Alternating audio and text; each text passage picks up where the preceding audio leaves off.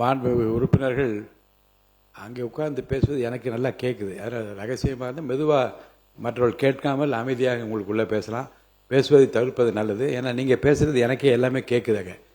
அவருடைய பேச்சுக்கு அது இடையூறாக இருக்கிற அறிக்கைக்கு நீங்கள் தொடரலாம். மாண்பு அமைச்சர் தொடரலாம்.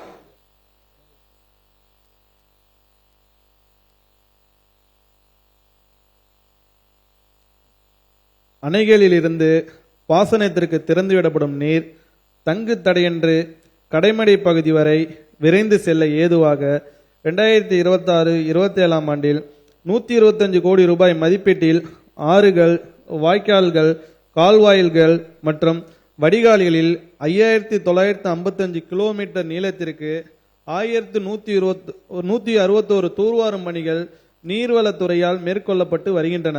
இதனால் மாநிலத்தின் நெல் மற்றும் இதர பயிர் வகைகளின் சாகுபடி பரப்பு மற்றும் உற்பத்திக்கான இலக்குகளை அடைவதோடு விவசாயிகளின் வருமானத்தையும் அதிகரிக்க இயலும். கால்நடை பராமரிப்பு. மாண்புமிகு பேரவைத் தலைவர் அவர்களே, உணவு பாதுகாப்பு, ஊட்டச்சத்து பாதுகாப்பு, நிலையான வாழ்வாதாரம் ஆகியவற்றில் முக்கிய பங்களிப்பை அளித்து கிராமப்புற பொருளாதாரத்தின் சிறப்பு அங்கமாக குறிப்பாக பெண்களின் முன்னேற்றத்தினை உறுதி செய்வதில் கால்நடை பராமரிப்புத்துறை முக்கிய பங்காற்றுகிறது. எருமை இனப்பெருக்க திறனை மேம்படுத்துதல். 1000 எருமை கிடரி கன்றுகளுக்கும் சினையாக உள்ள 1000 எருமைகளுக்கும் ஊட்டச்சத்து ஆதரவு வழங்க மொத்தம் 2,04,00,000 ரூபாய் ஒதுக்கீடு செய்யப்படும். தமிழ்நாட்டின் பாரம்பரிய கால்நடைகளின் மறுமலர்ச்சி. தமிழ்நாட்டில் 1,52,000 காங்கேயம், 14,000 புலிக்குளம், 42,000 கும்பலச்சேரி, 55,000 பர்கூர், 20,000 தோடா எருமைகள் என பாரம்பரிய கால்நடை இணையங்கள் தனிநபர்களின் உள்ளன. அவற்றில் மகளிர் சுய உதவி குழுக்களுக்கு சொந்தமான 5,000 உள்நாட்டு கால்நடைகளுக்கு தலா 5,000 ரூபாய் வீதம் கால்நடை பராமரிப்பு உதவித்தொகை வழங்கப்படும். இத்திட்டத்திற்கென 2,50,00,000 ரூபாய் ஒதுக்கீடு செய்யப்படும். மேலும் மகளிர் சுய உதவி குழுக்கள் தங்களது கால்நடை சார்ந்த தயாரிப்புகளை விவசாயிகளுக்கு நியாயமான விலையில் விற்பனை செய்ய ஏதுவாக தமிழ்நாடு ஊரக வாழ்வாதார இயக்கம் போன்ற அரசு முகமைகளுடன் உரிய ஒருங்கிணைப்பு நடவடிக்கைகள் மேற்கொள்ளப்படும். பால்வளம். தமிழ்நாட்டில் நாள் ஒன்றுக்கு சுமார் 3 கோடி லிட்டர் பால் உற்பத்தி செய்யப்படுவதன் மூலம் இந்தியாவின் மொத்த பால் உற்பத்தியில் சுமார் 4.7% பங்களிப்பை வழங்குகிறது. மேலும் மாநிலத்தின் தனிநபர் தினசரி பால் கிடைப்பளவு 407 கிராம் என உள்ளதால் ஊட்டச்சத்து பாதுகாப்பை உறுதி செய்வதில் பால்வளத்துறை முக்கிய பங்கு வகிக்கிறது. 500 நடுத்தர அளவிலான பால் பண்ணைகள் அமைத்தல். குறு மற்றும் சிறு பால் உற்பத்தியாளர்களிடையே பால் பண்ணை தொழில் முனைவை ஊக்குவித்து நிலையான வருவாயை உறுதி செய்யும் நோக்கில் தலா 5 கால்நடைகள் 3+2 மாதிரி கொண்ட 500 நடுத்தர அளவிலான பால் பண்ணைகள் அமைக்கும் இத்திட்டத்தின் கீழ் திட்ட செலவில் 25% மூலதன மானியமாக வழங்கப்படும். மீதமுள்ள திட்ட செலவிற்கு குறைந்த வட்டியில் நிறுவன கடன் உதவி பெறுவதற்கு வழிவகை செய்யப்படும். இம்முயற்சினால் பால் உற்பத்தி அதிகரிப்பதோடு ஆண்டு முழுவதும் வேலை வாய்ப்புகள் உருவாக்கப்பட்டு குறிப்பாக மகளிர் பால் உற்பத்தியாளர்களின் வாழ்வாதாரம் மேம்படுத்தப்படும். இத்திட்டத்திற்கு தேவையான மாநில நிதி ஒதுக்கீடு செய்யப்படும்.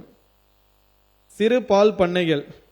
பால் உற்பத்தியாளருக்கு ஆண்டு முழுவதும் நிலையான வருமானம் கிடைப்பதை உறுதி செய்யும் நோக்கில் மாநிலம் முழுவதும் 5,000 சிறிய பால் பண்ணை அலகுகளை நிறுவுவதற்காக 4% வட்டி மானியம் வழங்கப்படுகிறது.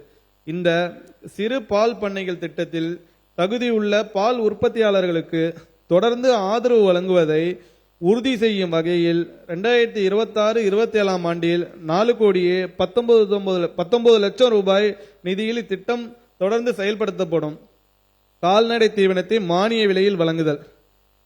பால் உற்பத்தி செலவை குறைத்து பொருளாதாரத்தில் நலிவடைந்த பால் உற்பத்தியாளர்களுக்கு ஆதரவளிக்கும் நோக்கில் வறுமை கோட்டிற்கு கீழ் உள்ள தகுதியுள்ள பால் உற்பத்தியாளர்களுக்கு தரமான சமசீர் கால்நடை தீவனம் கிலோ ஒன்றுக்கு 2 ரூபாய் மானியத்தில் ஒரு கால்நடைக்கு 3 கிலோ வீதம் 300 நாட்களுக்கு வழங்கப்படும்.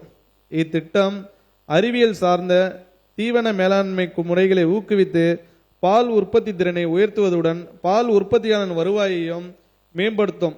இத்திட்டத்தை செயல்படுத்த தேவையான மாநில நிதி ஒதுக்கீடு செய்யப்படும். மானிய விலையில் தாது உப்பு கலவை வழங்குதல். ஆரோக்கியமான கிடரி கன்றுகள் எதிர்கால பால் உற்பத்திக்கான அடித்தளமாகும்.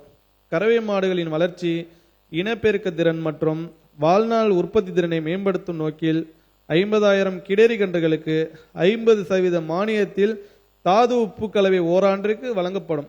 இத்திட்டத்திற்காக 2,76,00,000 நிதி ஒதுக்கீடு செய்யப்படும். மீன் வளம் மற்றும் மீனவர் நலம்.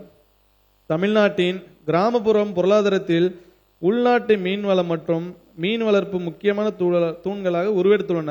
இத்துறை உள்நாட்டு மீனவர்களின் வாழ்வாதார மேம்பாட்டிற்கும் உணவு மற்றும் ஊட்டச்சத்து பாதுகாப்புக்கும் வேலைவாய்ப்பினை உறுதி செய்வதிலும் முக்கிய பங்காற்றுகிறது.